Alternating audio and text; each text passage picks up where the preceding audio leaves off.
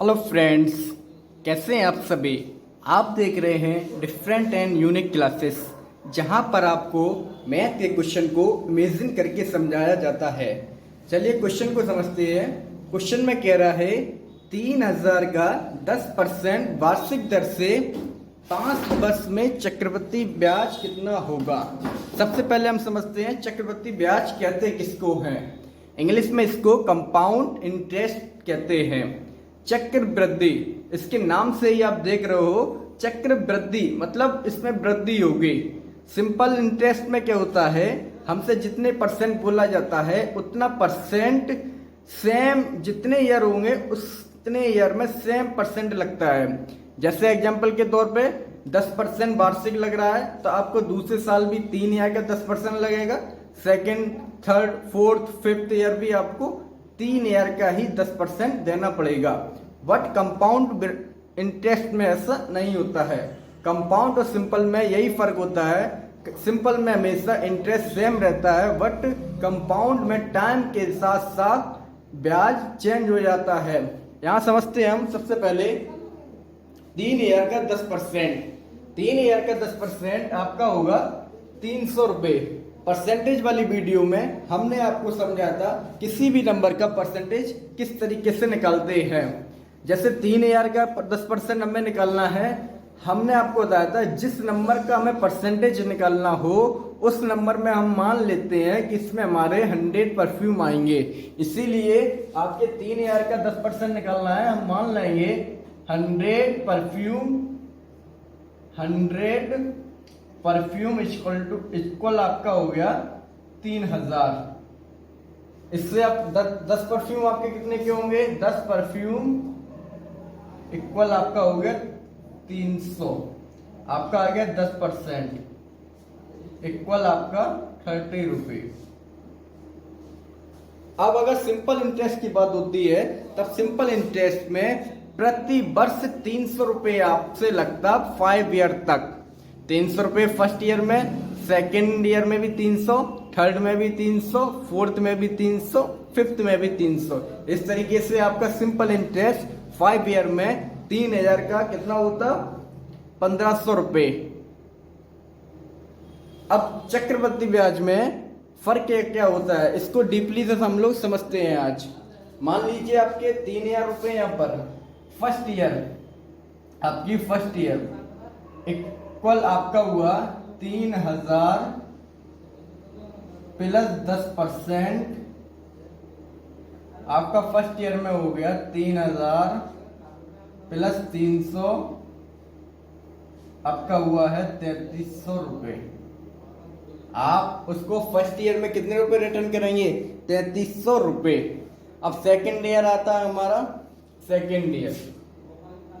अब second year में देखो आप, अब अभी हमने 3,000 प्लस 10% किया था। अब सेकेंड ईयर में अगर सिंपल की बात होती है यहां पर, तो सिंपल यहां पर आप लिख लो सिंपल, यहां पर आप लिख लो कंपाउंड इंटरेस्ट। अगर हमारा सिंपल होता है ये, तो सिंपल में आपका हो जाता 3,000 प्लस 10%, आपका होगा 3,000 प्लस 300, आपका आ गया फर्स्ट ईयर का ये 3,300 रुपये।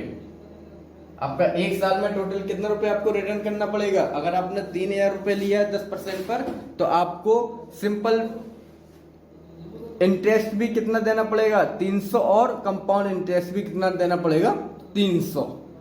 आपको यहाँ पर दिख रहा होगा कि फर्स्ट ईयर में सिंपल और कंपाउंड दोनों ही कितने इक्वल, सिंपल और कंपाउंड दोनों ही कैसे हमारे इक्वल है। अब आगे समझते हैं सेकंड। अब सेकंड ईयर में देखो, सेकंड ईयर में क्या होगा, जो हमारा ये सिंपल होगा इसमें क्या होगा, 3,000 प्लस 10%। ठीक है, 3,000 प्लस 10%, आपका ये आ गया कितना, 3,300। ठीक है, और प्लस ये आपका हो गया 3,300 रुपये।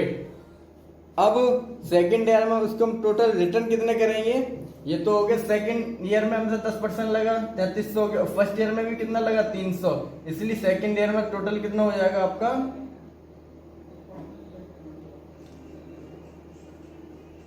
सेकंड ईयर में आपका टोटल देना पड़ेगा आपको 3600 रुपए।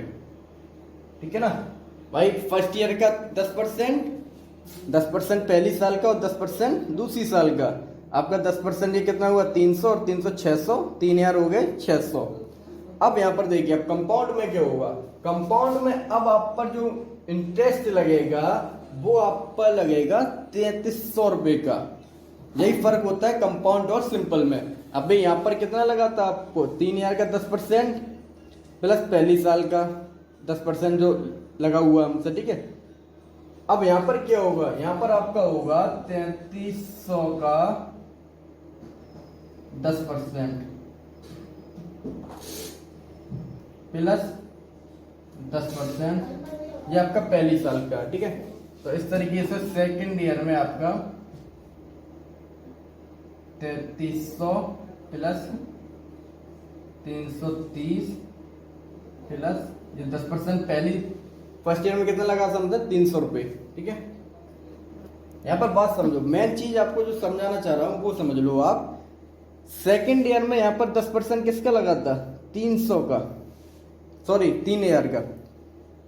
फर्स्ट ईयर में भी 3 ईयर का 10% लगा, सेकंड ईयर में 3 ईयर का 10% लगा, और प्लस फर्स्ट ईयर का जो 10% हमसे लग चुका है वो हमने ऐड कर दिया। ठीक है, अब यहाँ पर जो आपसे सेकंड ईयर में लग रहा है वो 3 ईयर का नहीं लगकर आप पर कितना लग रहा है, ब्याज जुड़ने के बाद जो अमाउंट बन रहा है, ब्याज जुड़ गया ये 300 रुपए, 33 से हुआ। अब आपको 3300 का 10% लगेगा ये, प्लस आपका फर्स्ट ईयर में कितना बनाता है ये 10% ये, तो सेकंड ईयर में टोटल आपका कितना होगा ये 3300 प्लस 3 3600 और 3 3900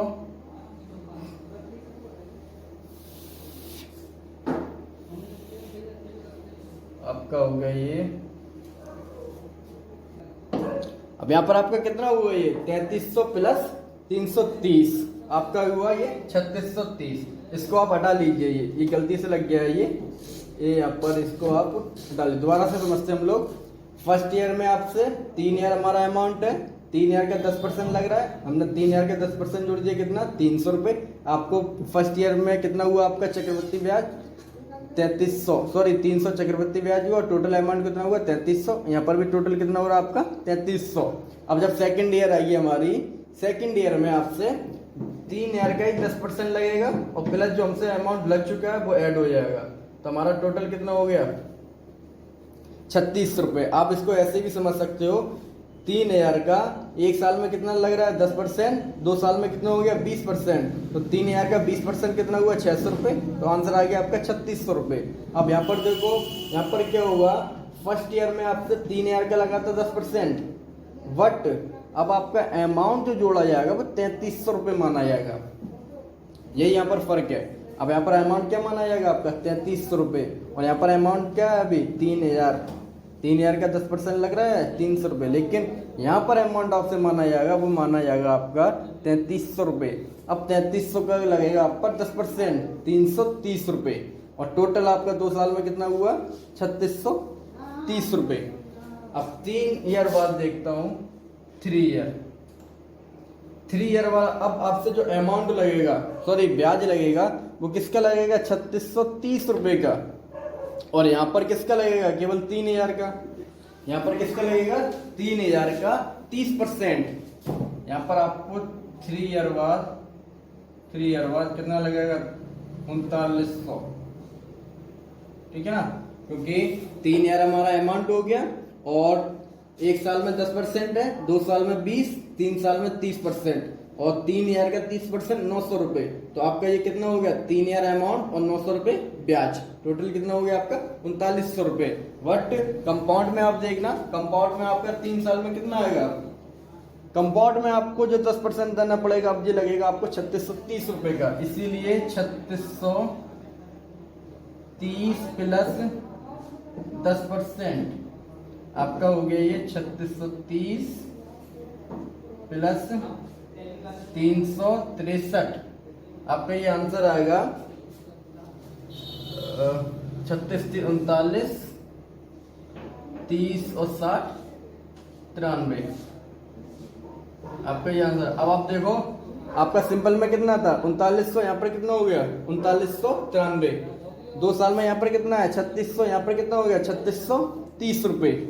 अब यहाँ पर हम 5 साल की जगह मान लेते हैं 3 साल था हमारा, कितना 3 ईयर, ठीक है ना। तो 3 ईयर में कितना निकल कर आ रहा है आपका 3993 रुपये, ठीक है। अब इसकी आपने डीपली समझ लिया है। अब देखो फॉर्मूला जो होता है, फॉर्मूला होता है CI बराबर main value 1 plus R/100 power n, ठीक है। ये फॉर्मूला होता है जहां पर जो P है वो क्या है मेन वैल्यू है। आप कोई भी नंबर मान सकते हो, इसे R क्या रेट है 100 और n क्या है यहाँ पर टाइम। अगर हम इसको रखेंगे तो आपका आंसर कितना आएगा, P का वैल्यू कितना है यहाँ पर 3000, 1 प्लस R कितना है यहाँ पर 10%, 10 अपॉन आपका 100, टाइम कितना आपका 3 ईयर।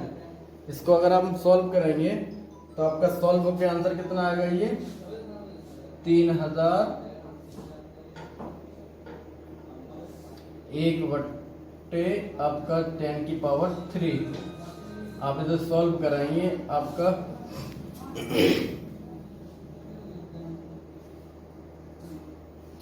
हमारा कितना हो जाएगा, ये 10 और 1, 10 का जब हम लासा लेंगे यहाँ पर तो इस तरीके से हो जाएगा आपका 10 और 1 11/10। और इसको आप जब सॉल्व करोगे तो आपका आंसर 11 मल्टी 11 अपॉन 10 पर 3 0, ठीक है। अब इसको आप डिवाइड कर दीजिए, कितना बार गया आपका 3 टाइम्स बार, ठीक है। 11 का मल्टी 11 में आपका ये आंसर आएगा 121 मल्टी 11 मल्टी 3। इसको जब हम कैलकुलेशन करेंगे तब इसका आंसर आएगा आपका 3993, ठीक है। कितना आएगा 3993 रुपये। अब यहाँ पर देखिए आपने यहाँ पर डीपली समझा था तब भी आंसर कितना आया था 3993। यहाँ पर आपने फॉर्मूला लगाया, इसका भी आंसर कितना आया 3993 रुपये। यहाँ पर आप फिर से एक बार रिवाइज करते हैं हम लोग। आपका 3 ईयर का हमें चक्रवृद्धि ब्याज निकालना था, इसीलिए सबसे पहले 1 ईयर में हम कितने का लगेगा हमसे 3 ईयर का। 3 ईयर का 10 अमाउंट लगने के बाद आपका अमाउंट बन गया है 33 रुपये फर्स्ट ईयर में। अब ये जो टोटल अमाउंट हो गया ये अब हमारा मेन वैल्यू बन गया है, इसलिए अब 10% जो सेकंड ईयर में लगेगा वो 3300 का लगेगा 10%, ये हो गया हमारा 3630। अब थर्ड ईयर में जो हमसे लगेगा वो 3630 का लगेगा 10%, तो ये हो गया आपका 3993। इसी तरीके से अगर फोर्थ ईयर में हमसे लगेगा तो फोर्थ ईयर में हमसे कितने का लगेगा 3993 का 10%। इसी तरीके से अगर 5 ईयर में हम जोड़ेंगे तो 5 ईयर में जितना फोर्थ ईयर में टोटल आएगा उसका लगेगा। यहाँ पर मेन वैल्यू जो आती है वो ब्याज जोड़ने के बाद जो वैल्यू आती है उसका 10% लगता है, और सिंपल में ऐसा कुछ नहीं है। सिंपल में जो एक मेन वैल्यू आपको दे दी जाती है इसका ही हमेशा परसेंटेज लगता है। यही फर्क होता है सिंपल और कंपाउंड में। एक बार फिर से अच्छे से समझते हैं।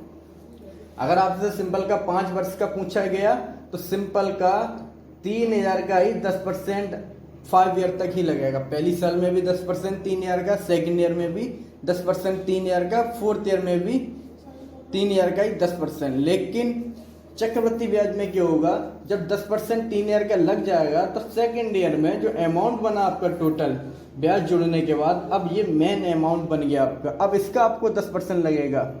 इसका 10% जुड़ने के बाद अब थर्ड ईयर में आएगा तो आपको 3630 रुपये का लगेगा 10%।